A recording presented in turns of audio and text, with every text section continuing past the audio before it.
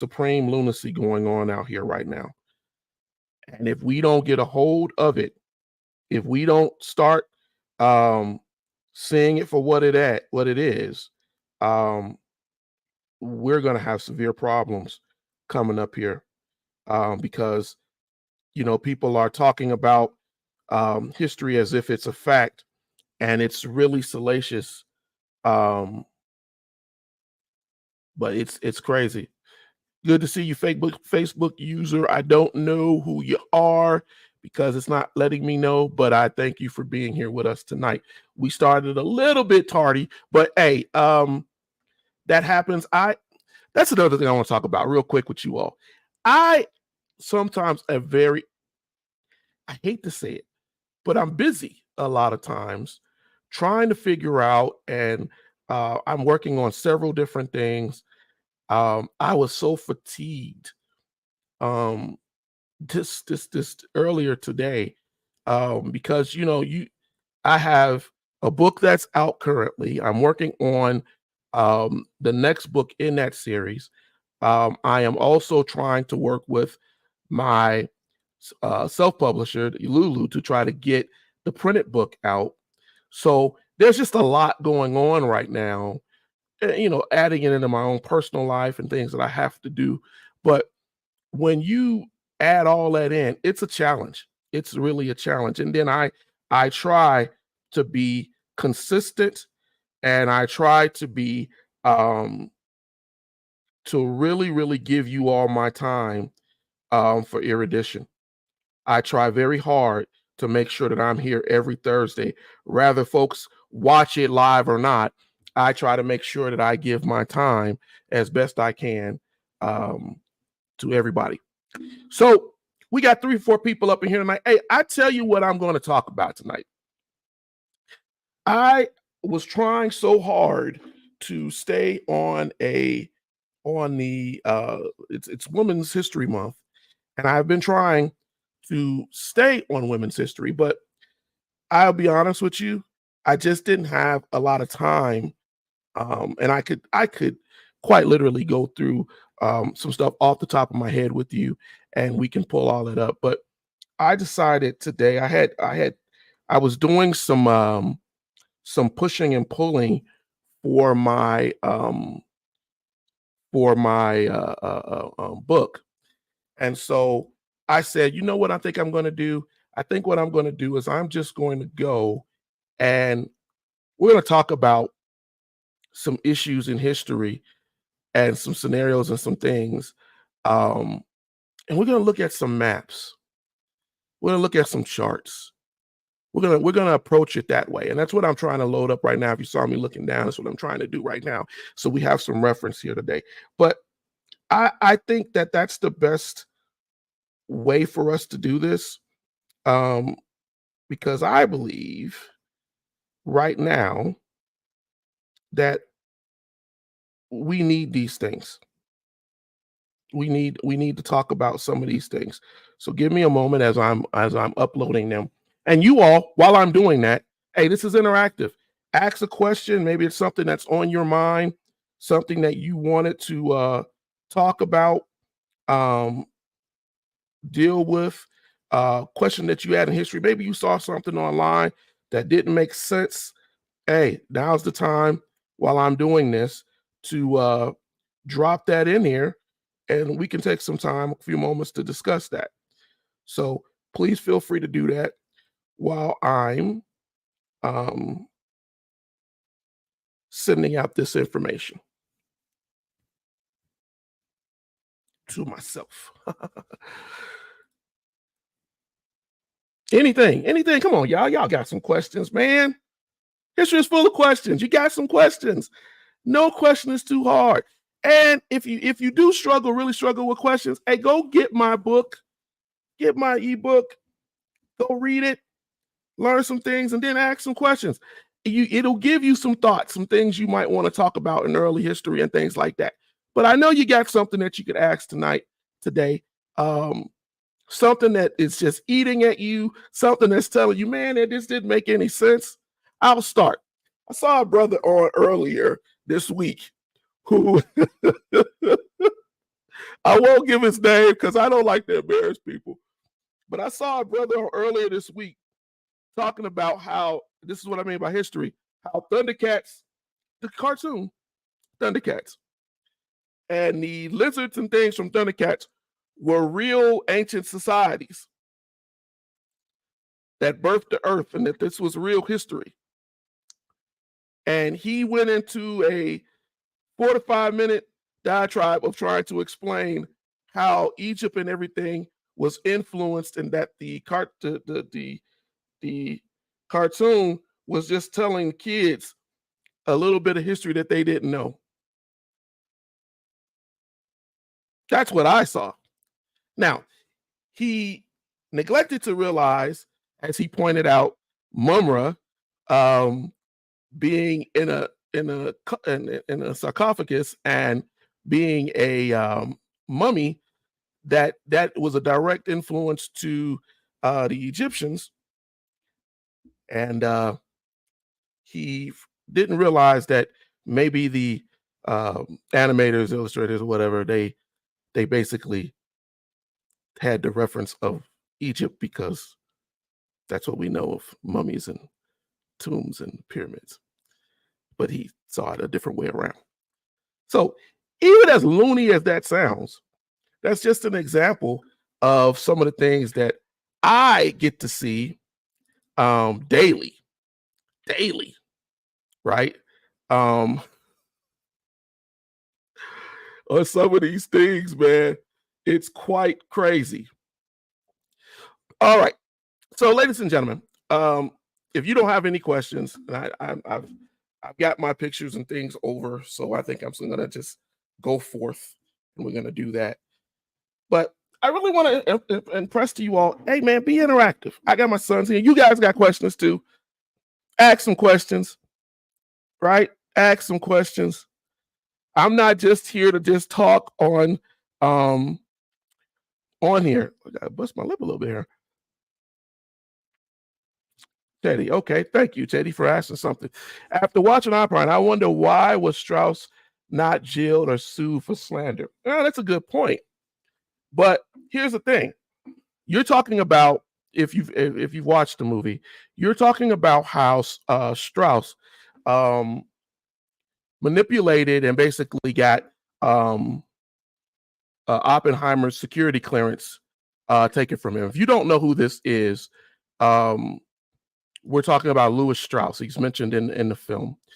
Louis Strauss was an old person within the U.S. government, held many different hats, but in the evidence of the atomic bomb, him and Edward Teller and other people went out of their way to disavow Robert Oppenheimer in order for him to not get the ear of people to understand that we should not build more larger and more devastating bombs, because obviously the science, even though they tell you that it's so figured out, the science is not completely figured out, and it is a deadly thing to talk about atomic energy and to mess around with splitting the atoms and things like that. So why was Strauss not jailed, Teddy? Well, he had presidential protection. It's the best way to say it.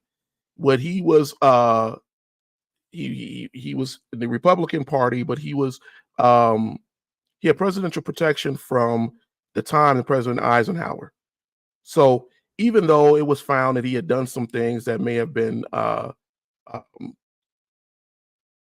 illegal, that presidential protection, especially in the 50s after World War II, was significant. I hope that answered your question. Why aren't the Moors spoken about more? I like that. Why are the Moors not spoken about more? Well, if we look at that, right, there is some, that's a really good question. Who is the Facebook user? Who are you? Just let me know.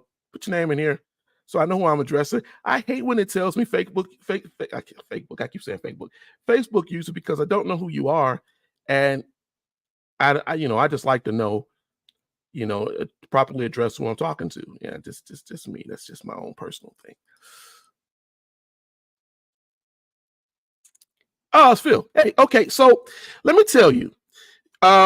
It goes into some of the stuff I want to go into tonight, Phil. What it is that um there was a lot of hate, and as I'm writing this I'm telling you, the second book right here is what you want to be looking at. That's going to kind of explain some of those things.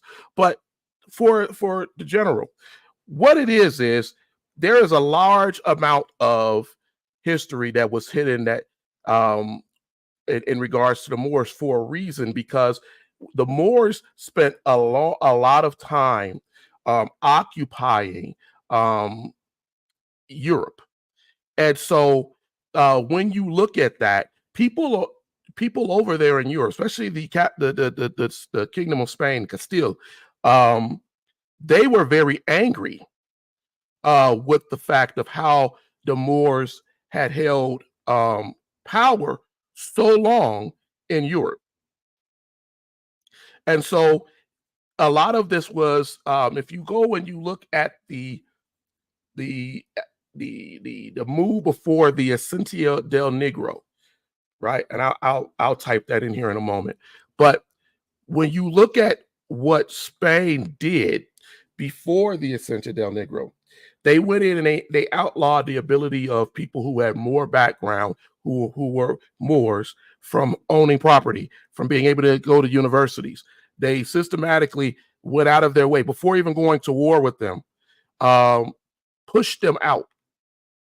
And so that in itself is a huge part of it. Now let's understand what the Moors did. The Moors helped to pull Europe out of the Dark Ages. The Moors helped to extend their knowledge. They held power for almost 800 years. I think it's from like 1700 or 1711 AD that they came into the Iberian Peninsula, that's Spain and Italy, and they held power. And they held power because of the knowledge that they brought. They had a significant culture where they knew how to build. And I'm going to touch on a lot of this in this new book. We look at the castles, the cathedrals, all of this, the math that was brought over. You know, you hear me many times talk about how they went in and did, even with our computers right now, right? How all of that was stolen, right? Because when you look at the 12th century and you look at what was being done, a lot of this was based on Portuguese, Moor, and how and African culture, and how that was all brought up to create what we are right now with our computers, right? So they are not spoken of because it's a lot of it is devoted to hiding who and what they were, right? And what they bought and what they did. I have let's see if I can bring it up. Yeah, I got a simple slide here. Let's look at this. Give me just a moment. I'm sorry, you all. I'm gonna show you two, but I'm gonna bring it up for you. And this kind of goes into what we're going to talk about tonight, and looking at maps and looking at things. But what I really want to show you tonight is, let me do this. Because I tried. I was really trying. Got a couple of slides in here, but I'm going to do this. All right. Here we go. All right. So what you're looking at right here, right, is you're looking at the Age of Discovery map. You know anything from your school days and stuff? The Age of Discovery map, right? So Phil asked that question about why we don't know much about the Moors and why we don't. So you'll notice something about this Age of Discovery. You'll notice that a lot of the voyages and things that you see on this particular map shows them going around Africa, right? It's a lot of African voyage here. It's a lot, right? And rather you're looking at Vasco da Gama in 1497, or rather you're talking about Magellan, all of it. And why is that? See, no one ever asks the questions of why, other than the fact that they stay close to the coast, why did they do that? If you look at Magellan's voyage around the world, across the world, right? He stuck to these coasts. How did he know that these coasts were there? Uh-oh. That's that empirical thought of history. That's that empirical thought where we start to say who, what, when, where, and why. Who, what, when, where, and why. Right? If we go with the lie that is still being told today that people thought that the earth was flat, why is it that as you watch and look through Magellan, right? Or as you look through these other these explorers that we still praise today, why is it that they seem to spend a lot of time staying really close to the coast?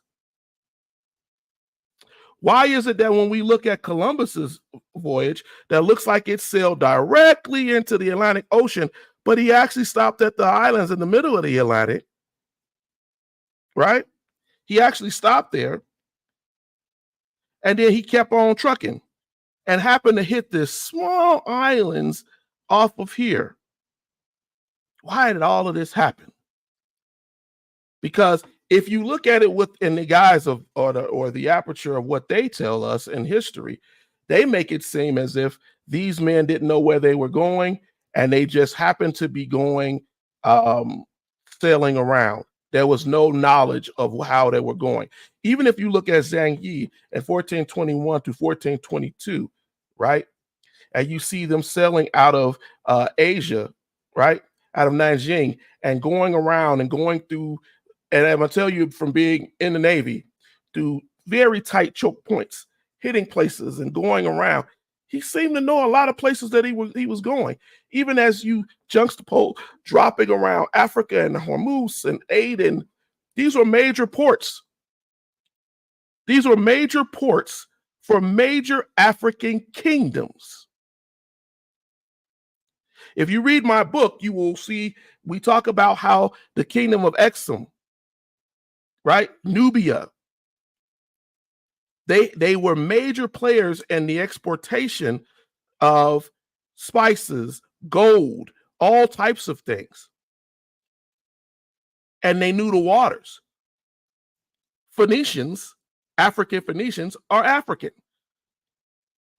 We know that Hanno the explorer, he was Phoenician, sailed around the coast of Africa in the same way, right? That they give credit to Bartholomew Dias, right? Or Prince Henry the Navigator, right? They give all of this credit to these other men, but we knew these areas. Now, why am I saying all of this? Why am I saying this tonight? Well, I'm telling you this because we keep telling folks that there is no information, no value to history. And I'm going to talk to you a little bit tonight in the time that I'm on and try to give you a value of why. And start trying to tear apart the conditioning that you have. Because I'm seeing so much of the conditioning being played out on social media and in the media and across the internet. And so we're going to do that. I'm going to talk about some of this. I wanted to show this tonight because I wanted you to see it. But I also, while I'm looking at this, let's look at something in comparison. Let's look at something in comparison, okay? Let's go and look at the migration of man. Let's do that. Now, you've seen different slides I've had on the migration of man, right? Man comes out of Africa, and we see all of this migrating patterns. We see him going to the east and going to Asia. Okay, we see him going into Europe. And I want to specify something to you because this is directly out of books that our kids are learning out of. I want to specify to you this line right here. This one right here. You see that gray line, right? That they use to try to say that man went from Africa into Europe. And if you will know anything about me, I don't spend my time talking about hominids. I don't spend my time talking about Homo erectus, right?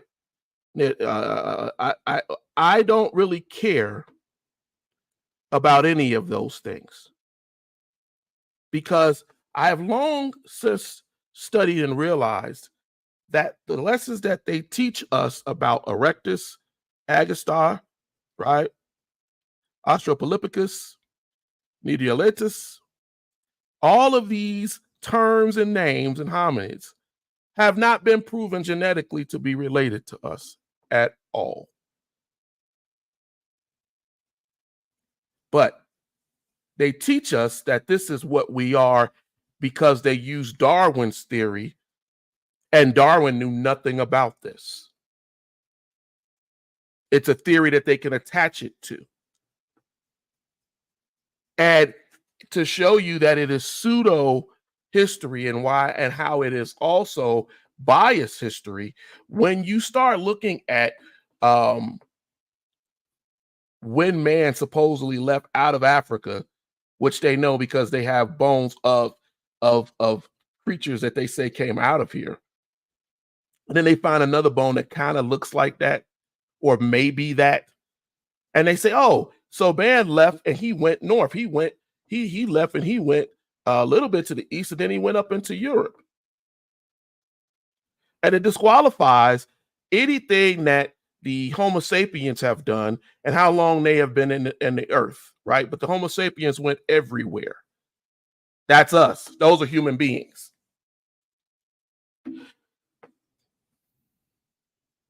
So why is that important?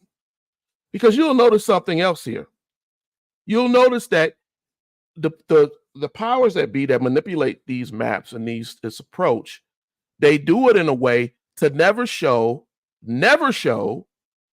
Africans or people leaving from any part of West Africa, what we know was populous, and traveling across the Atlantic to North America.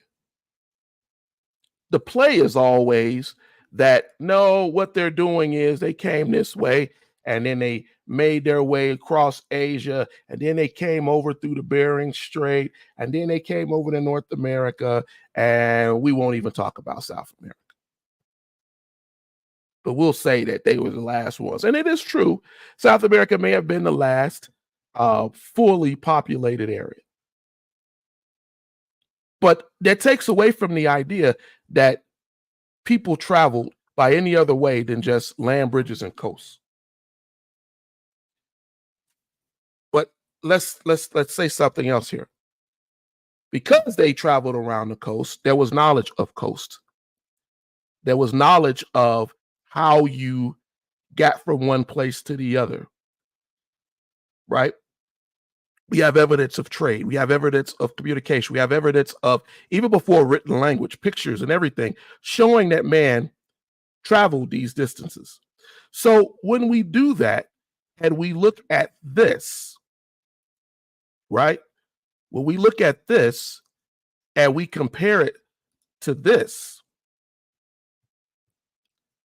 we can't say that Europeans were the discoverers. We can't lie and pretend that the migration of man left no evidence of where these places were. But we do it. Phil asked earlier about the Moors. I'm in my book. This is another one of the things that I'm pulling and looking at charts for this second book as we talk through the Middle Ages. And you start to see how the Crusades and things, how all of this was important. Because what the Crusades did in the Middle Ages is it made it possible for people on completely opposite ends of the world, in Britain, all the way down to the edges of India, to know, right, information about these other kingdoms, these other places. It took Muslim and Christians who were exchanging, fighting, and bringing information. The Crusades helped pull some of these people out of the Dark Ages. That's it. There's no other really way to say it. You pulled them out of the Dark Ages. And then you got mad. Once you started to get this information, you want more information. And they went after that information. And they took it back. They took it back to Europe. They took it back. And as we get closer and closer to what we consider to be outside of the Middle Ages, going into the Renaissance, you will see how they use that information that was derived from the Middle Ages, from interacting with these African and Muslim cultures, to gain power. It's particularly the Portuguese and the Spanish.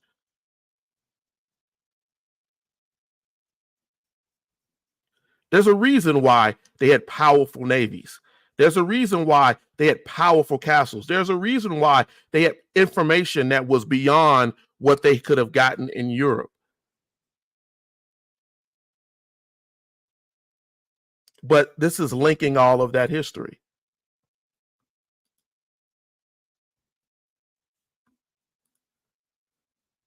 Good to see you, Tina. I know you're out.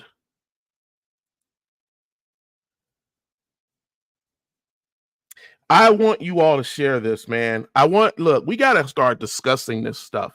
We got to start getting to a point where we are not lost in our history. We got to start talking about these things, right? Because here's the thing.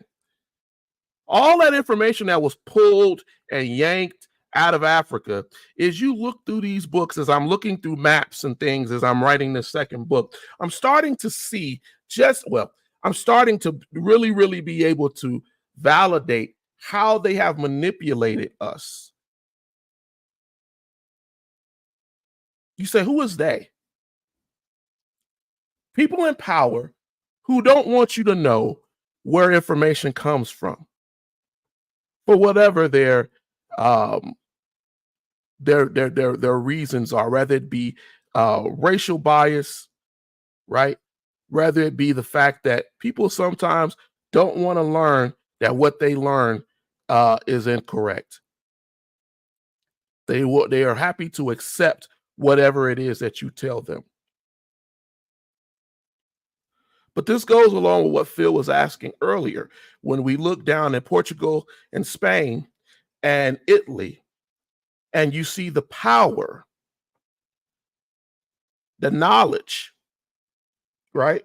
Even in Greece, even in the Turkish areas, the knowledge that was coming out of Africa that was being supplied to these kingdoms. And then you wonder why these kingdoms became such great kingdoms.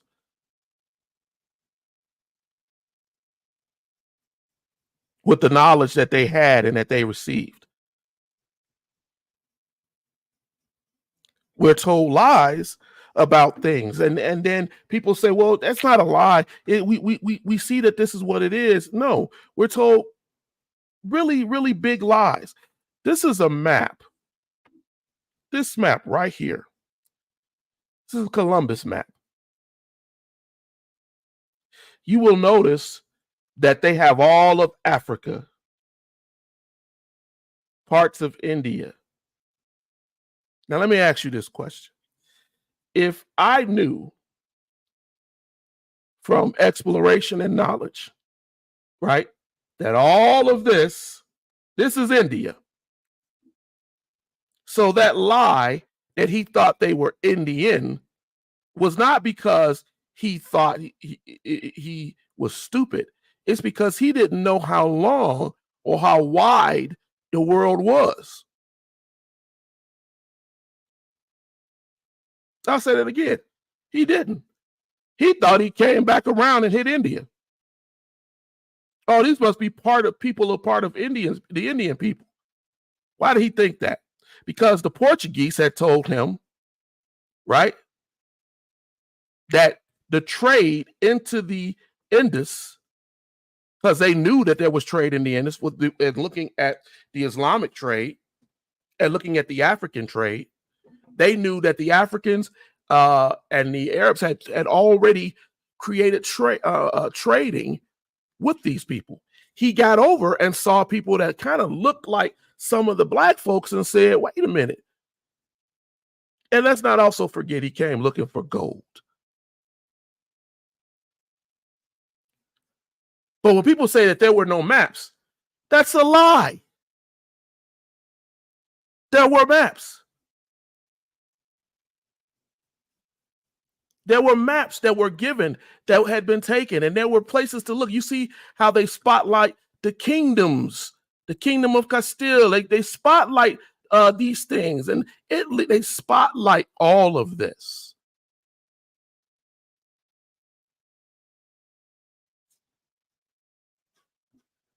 But we don't know it because we're not taught it in schools.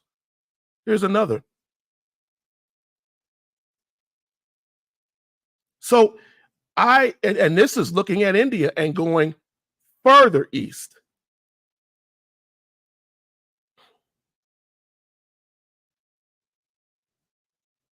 We got to stop allowing ourselves to believe the lies that are perpetuated in history and start getting with people or finding things and reading things to open up our understanding.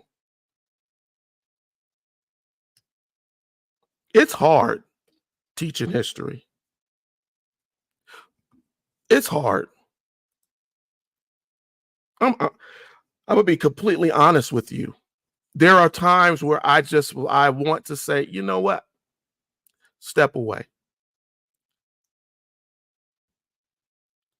And then I get comments and things in my chat, and I get people who are saying, hey, somebody told me this.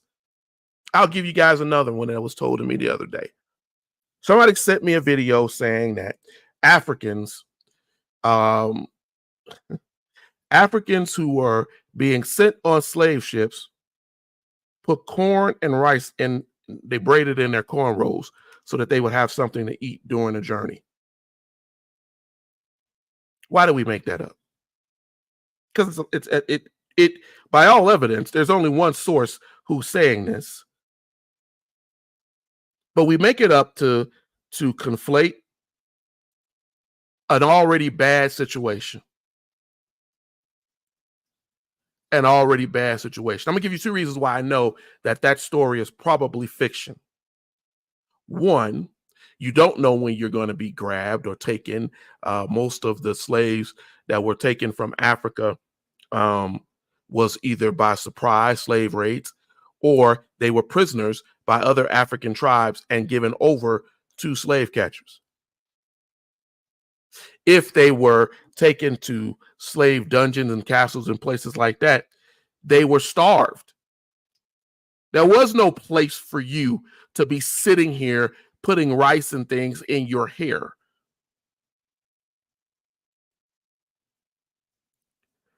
But we say this. We tell these lies to ourselves to hyperextend history, and we spend so much time making up history that we don't go back to go read or study any of the validated, venerated, factual history.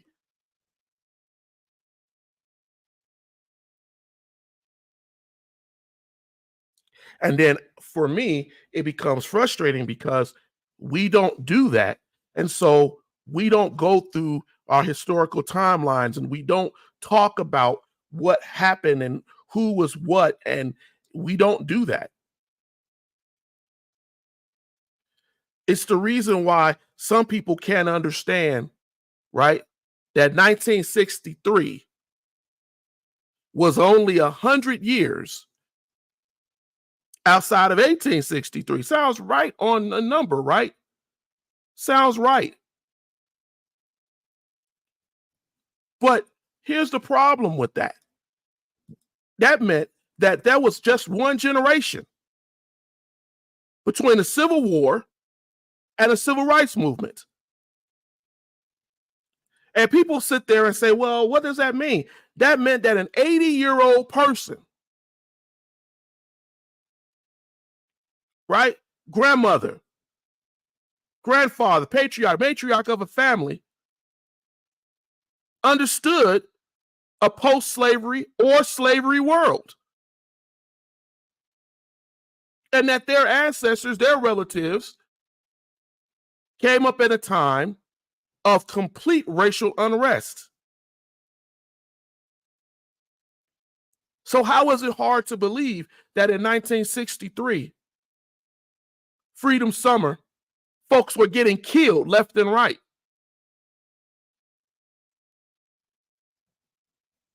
Because we're not fully out of the generation. Some of us can't put together things to realize. I heard a person say, oh, Picassos are worth so much money because they're ancient. What? Because we don't have an idea of the fullness of history and how close things really are.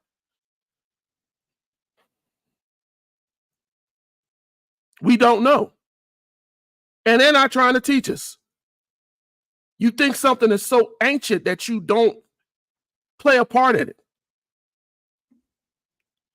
With the person I saw that, I said, you realize that Picasso died the year I was born, and I just turned 50.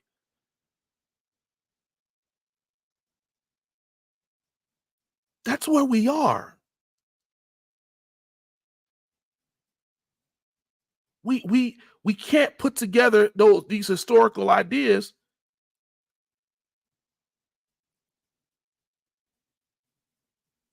And then I get on and I feel like I'm fighting sometimes. Hey, Maddie.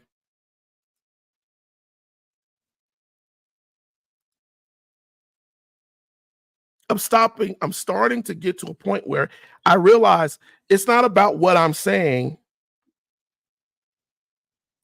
I just got to keep doing it and hope it hits the people who need it to hit them. Because, man, we're losing it. People are creating history as fact and sharing it as fact. And when challenged, when asked a question, they can't tell you a factoid of history. They can't even get into it. Not really.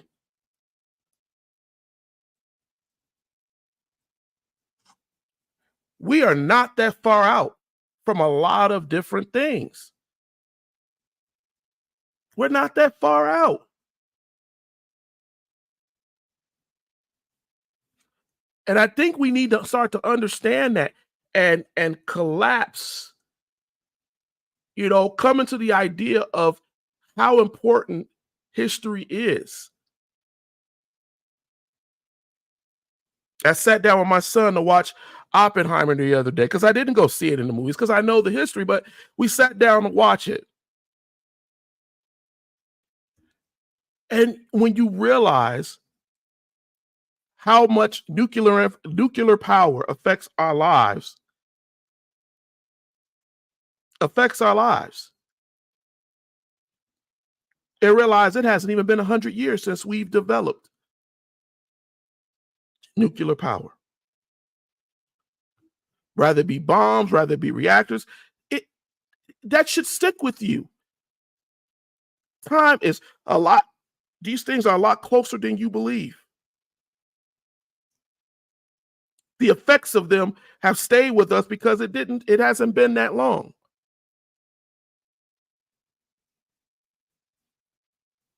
I'm writing these books and I went to go do the early world first, and now I'm in the Middle Ages, and I'm like, there are certain things in these questions that I'm putting in this book that I'm like, people need to understand this is not that long ago.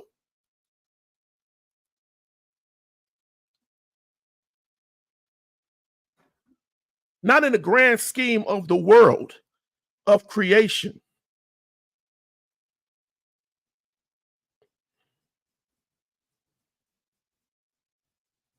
I hope you take the time tonight, if you're one of the ones who are on here with me live, to share this program.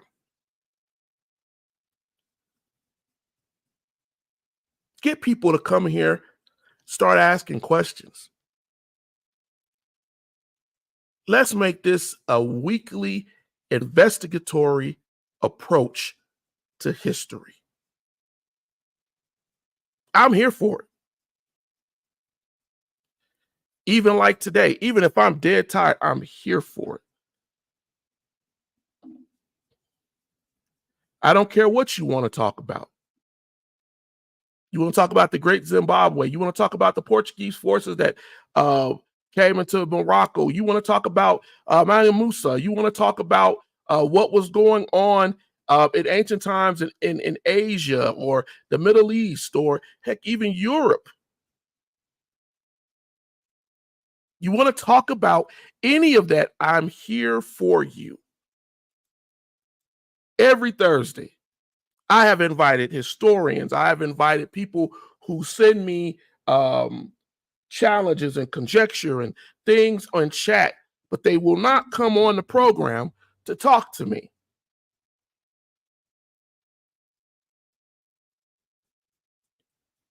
I'm here for it. What's they say now? I'm here for the smoke. Bring all the smoke. Because we got to learn.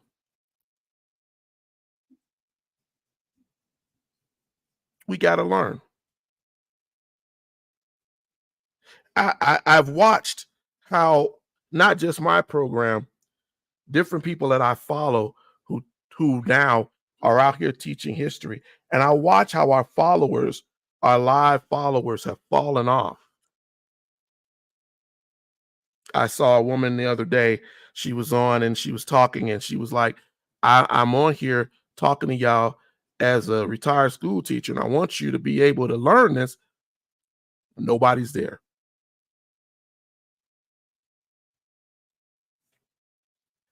And all I can do is what I do, what people do for me, is encourage.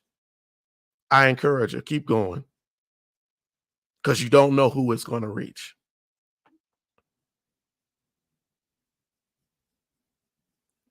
At a time when we should be prioritizing our learning at home. At home. In all aspects of learning, ladies and gentlemen. In all aspects of learning. We're failing. We're failing to do that. And that's a problem that I think we can easily fix. But a lot of us, we got to realize to prioritize it. You know, a couple of months ago, I had decided that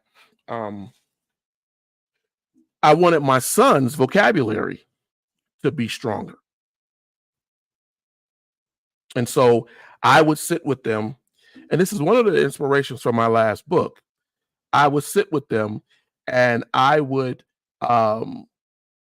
go at different levels with my sons. I'd take my phone or my tablet and I'd stream it to our television downstairs, and all we do is go over vocabulary words. I take each one of them and I would give them a vocabulary quiz that's on my phone. at application, and we go through it. And if they got it wrong, my wife too, we'd be down there and we'd explain it. Okay, well, this is how this word should be used. It doesn't take that long. You could do that for an hour once a day, 30 minutes a day, 15 if that's all you got. So that when your children need that information, it's not, it doesn't come to them as if they are being punished. Learning that should no longer be assigned to, oh, I got to do this because I did something wrong, or I got to do this as a chore.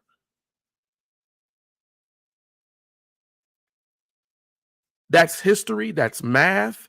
I saw one of another people that I follow. They're teaching math daily for Black children, and I shouldn't just say Black children, but they're focusing on Black children, but for everybody, so that we can grow.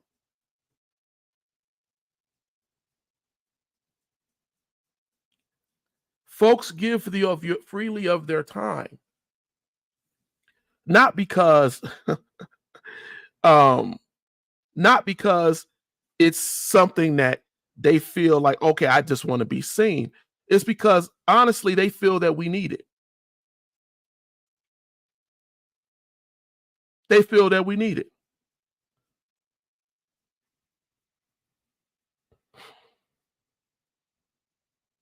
Trying to grow our people, our culture, our country is going to have to start from sitting in desks like this in a house or somewhere and discussing these things with you all. That's the only way it's going to happen.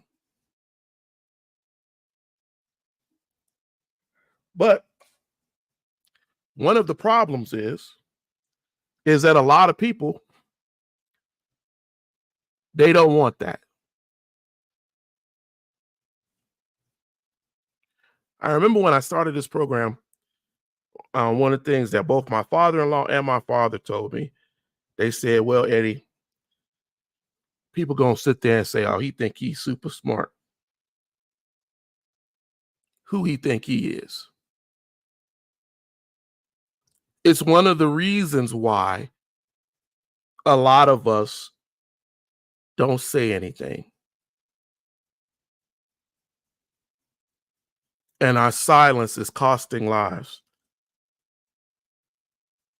It's costing lives. My last 5 minutes, I'm going to talk about an issue that I had this past week too.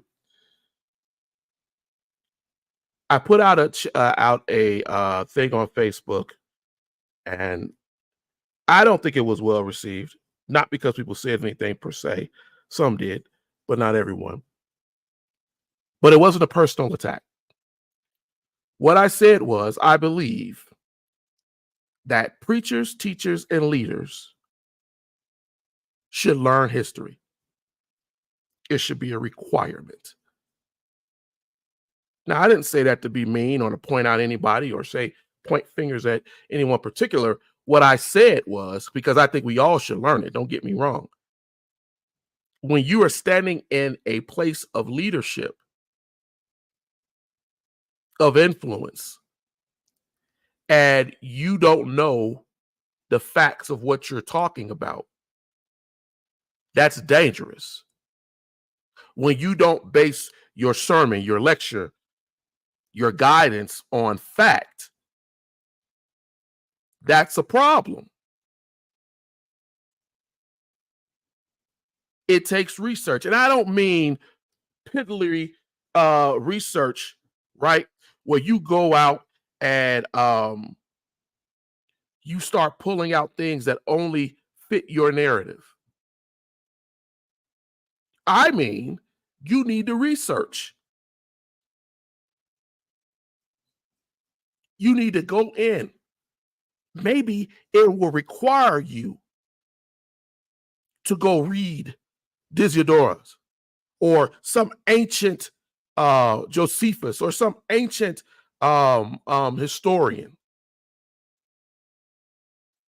maybe it will require you to go read some Herodotus and you have to go translate the original text. Because you have the software and ability to do that today. But you know what? You're going to know firsthand what was said and what wasn't said. I have heard preachers and teachers, preachers particularly, over the last few weeks, it's disheartening.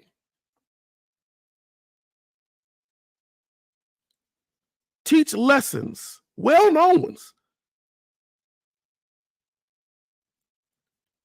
that are not historically accurate. And all it took was picking up a book,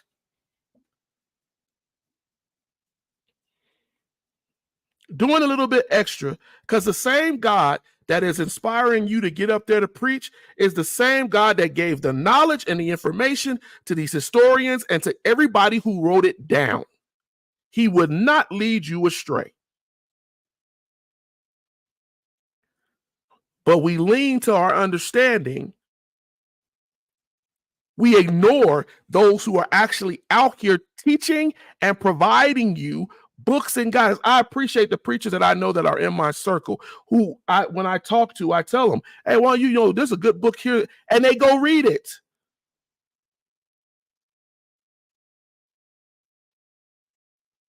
The Bible itself is history.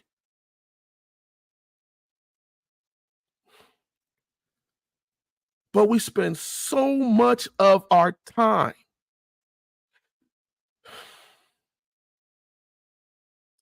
pushing out this conditional, jacked up, tried and true, pseudo-historical foolery.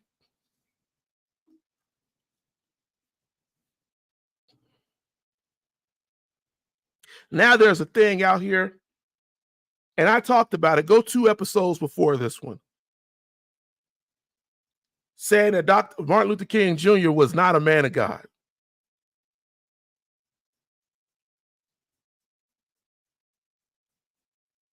And people out here saying, oh, I pulled this sermon and that sermon and this. And not realizing that a lot of the hatred for Dr. King, both inside of our culture and outside of our culture, you got to be careful who's teaching you these things.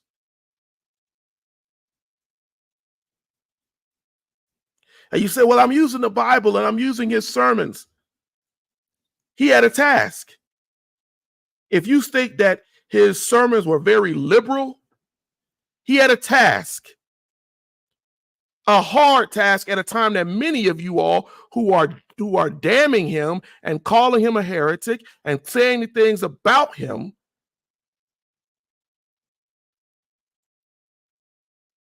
you didn't have that task to lay down your life,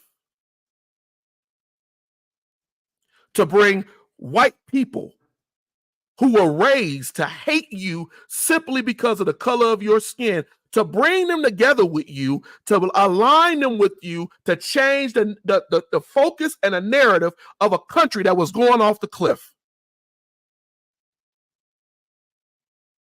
He did that. And he used the word of God to do it. How dare you call him a heretic?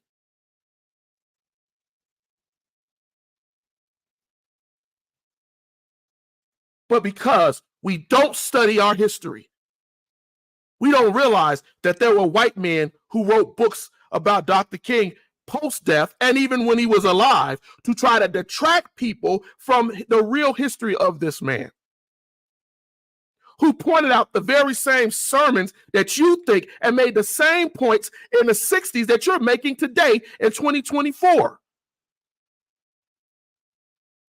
The difference is, did you talk to a historian? Did you go find someone who could help you to go pull up documents, go actually read what was written? Or did you go in it with a biased understanding? Because I'm going to tell you, ladies and gentlemen, as I get ready to get out of here tonight, this is the frustration. We're not going by history. We're going by what we think, what we have been taught, when we know what we've been taught was wrong.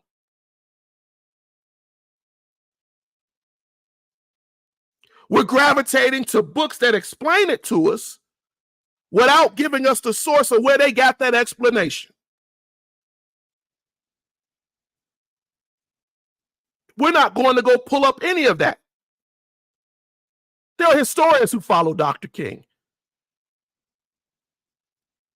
There are people who were not necessarily liked him, but wrote straight up unbiased books about who he was.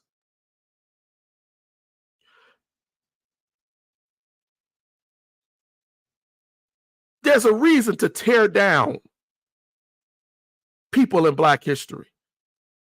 Whether it be a Frederick Douglass, a W.B. Du Bois, a Martin Luther King Jr., Harriet Tubman, Sojourner Truth, Ida B. Wells, and the list goes on and on and on.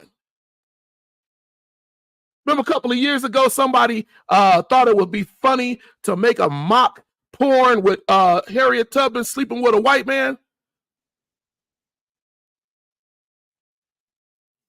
Or the people who clown Frederick Douglass because he left the United States and married a white woman, but don't understand who he married and why he married and why he left the United States.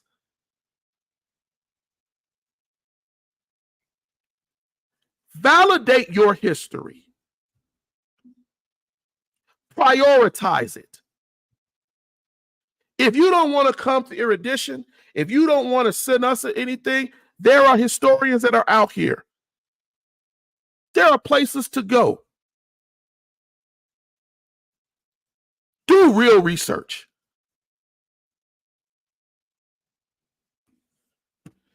I said more than I wanted to say tonight. But I'm frustrated with where we are. Me and my wife had a conversation. She's like, "You're just frustrated." I'm frustrated. And I'm going to write more. I have to write more. Because if you're not going to listen to it live, I got to do something to get the word out, to clear my conscience. I know what I know. And I thank God for providing me with the ability to learn and to convey what I know. Ladies and gentlemen, I'm going to get out of here. If you felt that something tonight that was said was wrong or in bad spirit or whatever, hey, message me or come on a program. Every week, you have the ability to message me, contact me, so we can validate that you are a person who is sincere in what they're doing and not just some troll out here who wants to put porn and things to tear down a channel. But you have the ability to come on here and chat, or you have the ability to reach out to us and we'll bring you on, vet you, and be able to get you on here and we can discuss these things. I do not run away from history. I do not run away from teaching. I want you guys to learn. All right, I'm going to get out of here. Thank you. Thank you again. I just want everybody to understand your history is important. It's important. I can scream it to the world, but you have to prioritize it. You have to say that a book or something is worth what you're going to learn and what you're going to teach your legacy, your progeny, about who they are. A lot of these kids out here don't know who they are, ladies and gentlemen. They don't know that they come from kings, queens, leaders, teachers, people of significance. And you do them no favors in not letting them know, and you not knowing where you come from. History is not a task. It is not a chore. And contrary to your belief in school, it's not boring when it includes you. All right. I'm going to get out of here. You all be blessed. And I hope to see you again, God willing, next week as we go further in our study of history. God bless you. God keep you. We'll see you soon.